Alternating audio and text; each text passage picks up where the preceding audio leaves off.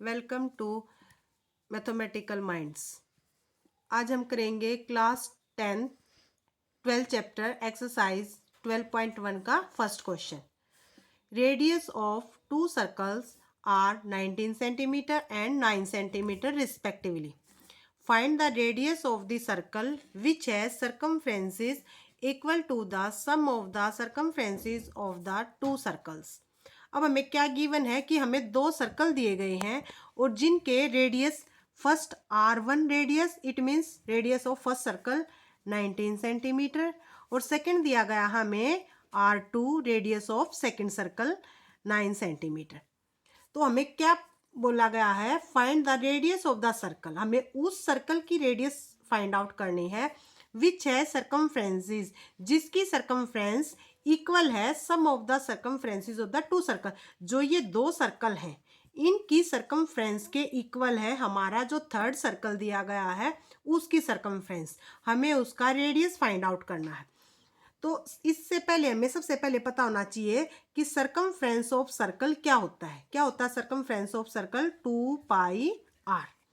तो पहले हम क्या करेंगे कि जैसे कि गिवन हमारे पास कि circumference of a circle is equal to sum of the circumference of these two circles. It means circumference of first circle is C1 and circumference of second circle is C2।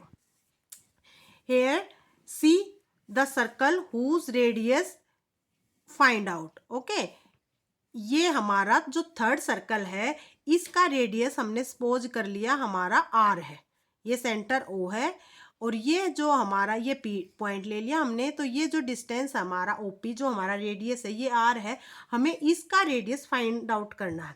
तो इस circle की circumference हो जाएगी हमारी 2πr and circumference of first circle whose radius is 19 centimetre means 2πr1 and circumference of second circle 2πr2। तो अब देखो यहाँ पे हम क्या करेंगे कि जो 2πr है इन दोनों में हमारा 2π कॉमन है, तो 2π और यहाँ से क्या हो जाएगा R1 प्लस में R2। अब देखो इधर भी 2π है हमारा, इधर भी, तो इससे क्या हो जाता है कैंसल आउट। तो R is equal to R1 plus में R2। इट मीन्स जो हमारा न्यू सर्कल है उसकी जिसकी सर्कमफ्रेंस अदर टू सर्कमफ्रेंसेस के इक्वल है, तो रेडियस भी क्या हो जाएगा उन दोनों का सम। तो ये हमारा जो नया सर्कल है उसका रेडियस हो जाएगा R1 है हमारा 19 एंड R2 है हमारा 9।